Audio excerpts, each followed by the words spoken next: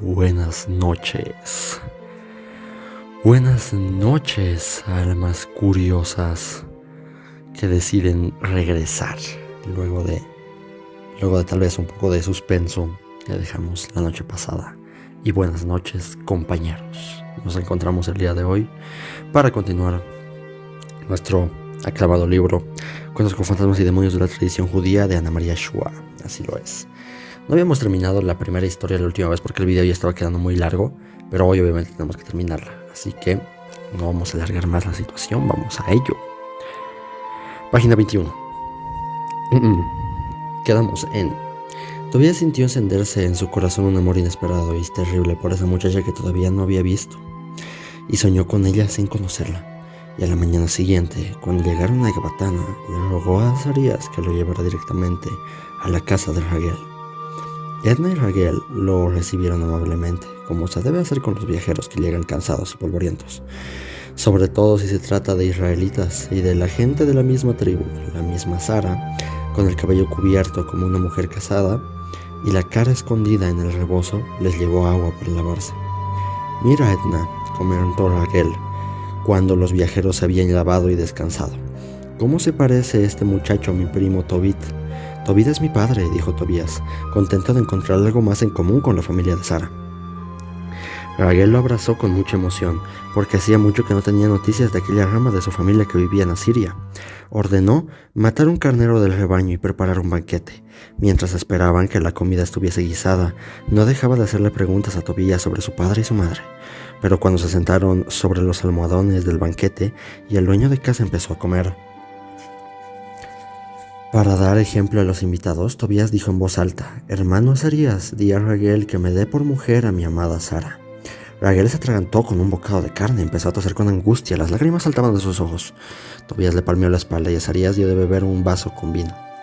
«Come y bebe, mi querido Tobías», dijo Raguel en cuanto se sintió mejor, «y disfruta de esta noche, que el Señor te dé paz, y en otro momento hablaremos de esto». «No comeré y beberé hasta que me contestes», dijo Tobías. Y por más que Raguel intentó convencerlo contándole toda la verdad, el joven se mantuvo firme en sus intenciones. Para Raguel era espantoso ver morir a los hombres en manos de Sara, pero más terrible resultaba todavía perder así al hijo de su primo, convertir la alegría del reencuentro en el horror de la muerte. Sin embargo, tan firme fue Tobías que por fin Raguel, enojado y también lleno de pena, decidió terminar rápidamente con lo que consideraba un verdadero crimen. Llamó a su mujer, Edna. Escribió allí mismo una hoja de papiro, el contrato matrimonial, ofreció sus propios anillos para la boda, seguro de recuperarlos muy pronto, y ordenó a Edna que preparara una vez más a Sara para otra boda esa misma noche. Los preparativos se hicieron en silencio, y la ceremonia fue breve y triste. Edna llevó a Sara, que lloraba con desesperación, a una habitación cercana a la del banquete, y preparó el lecho. «Confianza, hija, ten confianza, que tengas alegría en vez de tristeza», le decía tartamudeando, llorando también ella.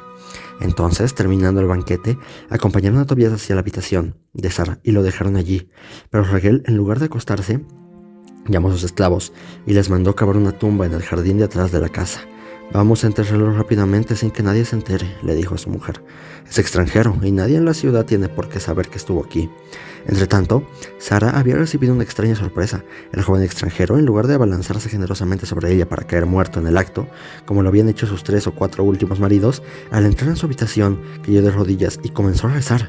Curiosa, pero más tranquila, Sara se hincó a rezar a su lado, mirándolo de vez en cuando de reojo. De acuerdo con las instrucciones de su amigo Azarías, Tobías pasó toda la noche rezando y conversando tranquilamente con Sara. Todavía era de noche, cuando Edna mandó a una esclava para ayudar a Sara a sacar el cadáver. La muchacha volvió corriendo a la habitación de sus amos, con la feliz novedad de que el hombre seguía vivo. Raguel se apresuró a ordenar que la fosa fuera rellenada antes del amanecer, para que Tobías no la viera. Más tarde, mientras Tobías dormía reuniendo fuerzas para la noche siguiente, Sara le confesó a su madre que el matrimonio todavía no había sido consumado. Por supuesto, esta noticia disminuyó en parte la felicidad que sentían, pero al conocer el extraño comportamiento de Tobías, la familia comenzó a alentar esperanzas y Sara ya se permitía sentir algo más que compasión por ese muchacho, de gestos firmes, de dulce voz y mirada ardiente pero contenida. La segunda noche, siguiendo siempre las instrucciones de Azarías, Tobías tampoco se acercó a Sara. Otra vez hablaron como buenos amigos, se miraron, se conocieron y se gustaron. Sara sintió por fin que alguien era capaz de alejar de ella, si no al demonio Asmodeo, por lo menos al recuerdo de su primer amor, el desdichado Uriel. Y la tercera noche, Tobías le dijo a Sara que había llegado el momento. Sara empezó a llorar de amargura. No me toques, Tobías. Huye, que no tengan que echarte tierra en los ojos antes de que rompa el día. Pero Tobías no le contestó. Siguiendo las instrucciones de Azarías, sacó de su bolsa un trozo del hígado seco y salado del pescado que había intentado morderlo. Lo puso sobre el brasero donde se quemaban los perfumes que aromaban las casas. El hígado comenzó a quemarse, despidiendo un olor repugnante. Sara tuvo náuseas. Tobías le indicó que se tapara la boca y la nariz con un trozo de tela mojada. Furiosamente rojo, llameante, apareció la horrenda figura del demonio. Estaba loco de odio y amenazó a Tobías con garras de uñas deformadas y tan largas como cuchillos. «Cobarde, hijo de un cobarde y de una puerca inmunda sin narices, atrévete a luchar contra mí sin ayuda. Apaga ese fuego y veremos quién es más fuerte». Pero Tobías sabía que no debía responder a los desafíos del demonio. Así como pudo contener durante 2 largas noches su inmenso deseo de abrazar a Sara, pudo contenerse ahora ante los insultos del demonio. Sin contestarle, tratando de no mirarlo, elevó una oración. La puerta de la habitación se abrió de golpe, apoyada en el marco a punto de caer. Con los vestidos en desorden y cubierta por el polvo de los caminos, estaba la madre de Tobías. «Hijito, mi bien, tanto tiempo sin saber de ti. Hice un largo viaje para verte. Estoy agotada. Ese olor maldito me está matando. Ayúdame, por favor. Apaga esas brasas». Pero Tobías se acercó al brasero y sopló las brasas para avivar el fuego, y el falso cuerpo de su madre desapareció para dejar paso otra vez la llama viva de Asmodeo. Ahora Sara lo llamaba desde un rincón de la habitación. Su cara estaba pálida, sus ojos desencajados y su cuerpo sacudido por las arcadas. «Me muero, mi amor. Sálvame. No voy a poder resistirlo. Apaga las brasas». Y Tobías soportó ver cómo su amada expulsaba un largo vómito de sangre, como caía al suelo retorciéndose de dolor y agonizaba entre gritos desgarradores. Pero no apagó las brasas, y en el momento de la muerte, el falso cuerpo de Sara desapareció para dejar nuevamente la llama viva de Asmodeo. «Está bien, ridículo mortal. Esta vez me obligaste. Vas a sentir lo que yo siento». Y Tobías empezó a sentir en su propio cuerpo las más espantosas torturas: el tormento del fuego, el tormento del hielo, el dolor de sentir que la carne se le separaba de los huesos, pero sobre todo, el horror de la asfixia. El humo inmundo del hígado del pescado entrando en sus narices, quemando a su paso la laringe, envolviendo sus pulmones en dolor y en fuego y en muerte, pero no apagó las brasas. Entonces Asmodeo se fue, voló sin despedirse, de un solo salto llegó hasta el Alto Egipto, donde pensaba reunir fuerzas para volver a la batalla. Pero apenas hubo cruzado la puerta de la habitación de Sara, el ángel Rafael dejó el cuerpo de Azarías y voló detrás de él. Tan debilitado estaba Asmodeo que sin combate lo ató el ángel de pies y manos, encadenándolo con los mágicos eslabones que llevan el nombre de Dios, la única cadena que no puede romper el rey de los demonios. Y esa misma noche, Edna y Raguel, los padres de Sara, tuvieron la inmensa dicha de que empezara una nueva historia, la historia de su primer nieto.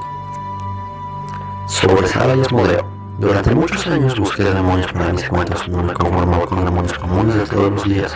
Los quería también espantosos, sabios y temibles. Asmodeo fue uno de los primeros que encontré, el rey de los demonios. Muchos dicen que fue el primer hijo de Adán, con su mujer barra diablo, la feroz Lilith. Es por lo tanto un demonio muy antiguo, que reúne por su origen la crueldad salvaje, casi inocente de su madre de cabeza, con la maldad inteligente y controlada de un hijo de hombre, creado para el bien y para el mal. Al demonio Asmodeo me lo encontré desafiando al rey Salomón, que se vio obligado a exigir su ayuda para construir el gran templo de Jerusalén. En efecto, estaba prohibido por las escrituras construir un sagrado símbolo de la paz, como el templo, usando instrumentos de hierro, el metal de la guerra por excelencia. Pero, ¿cómo partir las piedras para construir sin usar herramientas? Salomón necesitaba Shomir. El Shomir, que en algunas versiones de esta historia es una piedra capaz de partir rocas y metales. En otras es un gusano, prefiero el gusano. Benaya, el más valiente de los generales de Salomón, logra dominar a Asmodeo y traerlo a su presencia, y a través de Asmodeo el rey obtiene el Shomir. Pero Asmodeo, en venganza, toma la fortuna del rey Salomón y lo reemplaza durante cierto tiempo en el trono, mientras el verdadero rey vaga como un mendigo en tierras extranjeras. Pensé que un demonio tan importante debía haber tenido otras actuaciones registradas. Buscando por casualidad en una enciclopedia cualquiera, encontré esta frase: Asmodeo, demonio que enamorado de Sara mató a sus 7 maridos. Tobías 3:7. En esa simple frase ya había un cuento. Leí en la Biblia la historia de Tobías y decidí tomar la parte que faltaba, contar la parte que faltaba, las penas de la pobre Sara.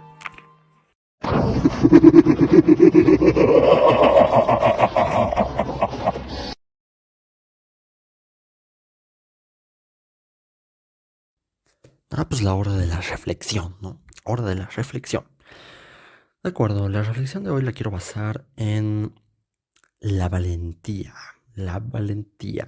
Creo que ya hemos escuchado de esto en algún lado, pero se dice, ¿no? Que la valentía no es simplemente enfrentar lo que sea sin dudar, sin temer. Es tener un chingo de miedo y hacerlo. Ese es el consejo. Buenas noches, no. Obviamente no.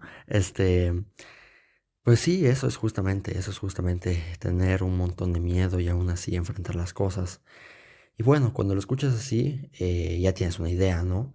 Pero yo quiero que te pongas a pensar que técnicamente, bajo ese concepto, todos somos bastante valientes, la verdad. Porque a pesar de las dificultades y a pesar de los problemas y a pesar de las situaciones, nos levantamos todos los días y nos levantamos claramente sabiendo lo que tenemos que hacer. Sabiendo que tenemos que estudiar, sabiendo que tenemos que trabajar, sabiendo que tenemos que conseguir dinero, sabiendo que tenemos que hacer muchas cosas. Y esas cosas siempre involucran un temor. Si trabajas y yo qué sé, no eres el jefe o no tienes un negocio propio o algo así, temes que te puedan despedir, ¿no? Y si tienes un negocio propio y todo lo demás, temes que se vaya a la quiebra o que no puedas pagar la renta, yo que sé, de un local que tú tengas o algo así. Si estudias, claramente le temes a sacar unas malas calificaciones o a no llegar al promedio necesario para poder pasar. Realmente la vida del ser humano está llena de temores, ¿no? A diario, todo el tiempo. Y el hecho de que aún así continuemos y decidamos seguir viviendo a pesar de eso, demuestra bastante el tipo de personas que somos. Yo lo que quiero llegar es a que nunca te sientas y no dejes que nadie te haga sentir que no eres para nada valiente, que eres simplemente una lacra que nomás, yo que sé, que la gente te haga sentir mal por X o Y razón. Todos tenemos nuestros procesos, todos tenemos nuestras formas de ser. A ver, también hay que entender, creo que como siempre he dicho, todos nos podemos dar cuenta de cuando hacemos las cosas bien y cuando hacemos las cosas mal. Una cosa es tener tu proceso, un momento en el cual tú puede que cometas alguno que otro error y aprendas. Y otra cosa es decidir seguir cometiendo errores o por el contrario, decidir continuar bajo la inacción. En esos casos, ahí es donde ya tú estás arruinando tu vida. Ese es el asunto. Si te das cuenta, las personas critican a los demás porque en base, de cierto modo, el criticar a los demás muestra cierto nivel de preocupación hacia la persona. Em, ya que te estás interesando por su vida, ¿no? Incluso cuando a veces pueda parecer que la crítica es simplemente como, ese güey es un pendejo y me la pela. Incluso ahí hay cierto grado de preocupación porque te estás interesando en ese güey que es un pendejo y te la pela. O sea, piénsalo un momento realmente. Entonces, y eso de cierto modo demuestra que en el fondo, que de cierto modo, lo quieras o no, tú quieres que esa persona que es un pendejo y te la pela mejore y sea mejor. Entonces, a lo que quiero llegar es a que intrínsecamente nos apoyamos de cierta manera entre nosotros. Y creo que eso es por el simple hecho de que sabemos lo desagradable que es la vida en realidad. En base a esto, pues simplemente, más que un consejo, es un mensaje de aliento.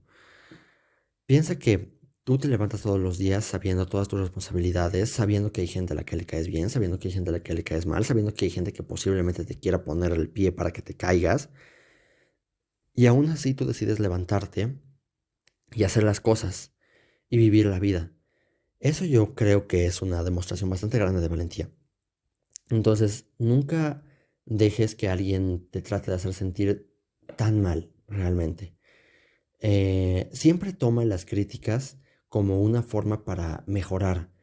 Tómalas claramente. A todos nos da miedo también recibir críticas, más si es algo en lo que nos esforzamos, como una exposición a la que le hayas puesto muchas ganas, un video que hayas hecho, un diálogo, simplemente un diálogo con alguna persona que te importe.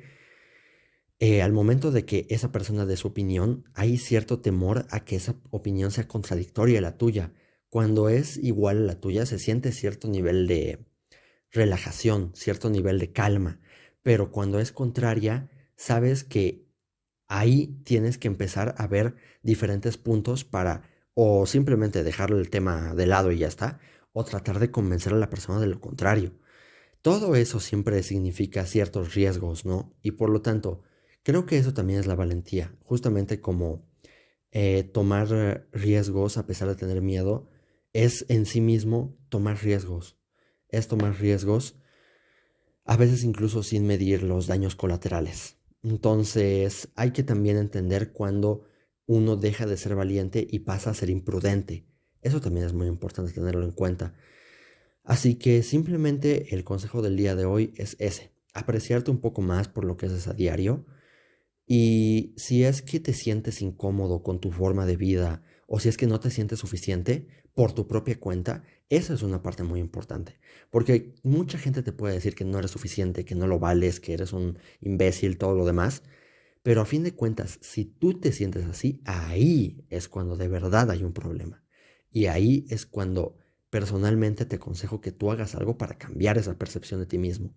Porque si no lo haces, pues vas a terminar en un ciclo del cual vas a sentirte patético, no vas a hacer nada para cambiarlo, vas a volver a sentirte patético y vas a estar así por meses y meses y meses y no es bueno para ti. Entonces, si es que ves algo que es un riesgo, pero que puede significar un beneficio para ti a nivel personal y a un nivel agradable y bueno, considera tomarlo. Realmente te aconsejo considera tomarlo y sobre todo siempre siéntete orgulloso de quién eres y de cómo enfrentas tus problemas. Creo que eso es todo. Espero que descanse muy bien, espero que tengan una muy buena noche y buenas noches. Muchas gracias.